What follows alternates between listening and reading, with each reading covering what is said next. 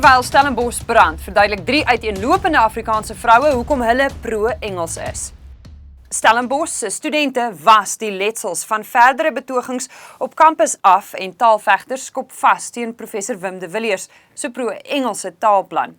Maar 226 top-akademici en senior personeellede het egter in die afgelope 24 uur hul steun vir Engels as voertaal by die universiteit uitgespreek.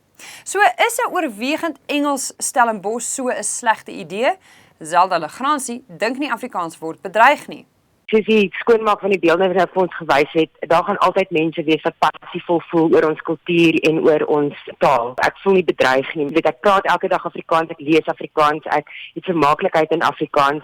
Ons is een van die enigste 2 tale in die wêreld wat sy eie monument het. Ek dink ons is stewig op die grond as ons oor ons taal praat. Ek dink dit is net 'n goeie ding dat Engels meer van 'n medium raak by alle universiteite. As ons kyk na dit wêreldwyd, doen ons tog besigheid met lande wat meestal Engels praat. En ek praat uit persoonlike ondervinding uit. Ek wens ek was in Engels geskoold gewees. Dit verander nie dat ek 'n Afrikaner is en dat Afrikaans in my hart is nie. Maar ek wens ek was in Engels geskoold, dan sou die lewe vir my baie maklik gewees het op 'n baie jonger ouderdom. So alhoewel ek deel saamstem dat daar 'n keuse moet wees vir studente, hulle kan Afrikaans onderrig ontvang as hulle wil, dink ek tog jong mense moet self daai keuse maak om vir hulle eie toekoms en vir hulle eie beswil eerder miskien meer met Engels te doen te kry van 'n vroeër ouderdom af.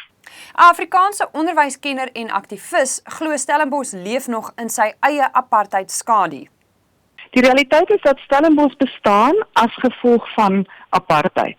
En dis belangrik vir ons land dat ons hierdie ding nou verander ter wille van ons jong mense.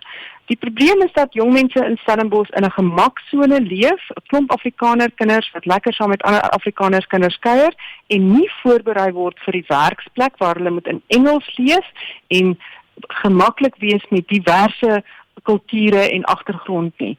So ons sien dit in die werksplek dat kinders nie voorberei is vir die regte wêreld wanneer hulle uit Stellenbosch uitkom nie. En 'n Afrikaanse wetenskaplike wie se kursus in die 70er jare net by Wits aangebied is, sê behalwe vir die feit dat jy internasionaal in Engels publiseer en tesisse internasionaal nagegaan word, Engelse studies nog 'n waarde inhou. Ja, toe ek in matriek was 76 met daai Soweto omliste. En die dag wat ek my aansoek na die mediese fakulteit gepos het, as die dag wat die Soweto Universiteit gebreek het. En almal het vir my gesê, hoe hel gaan jy na daai kommunistiese nes toe? Dit het vir my hele wêreld oopgemaak, want soos almal op daardie stadium was ons gewoond aan Afrikaner nasionalisme. En ek het kennis gemaak met ander kulture, veral met Joodse studente, Engelse studente uit 'n ander agtergrond.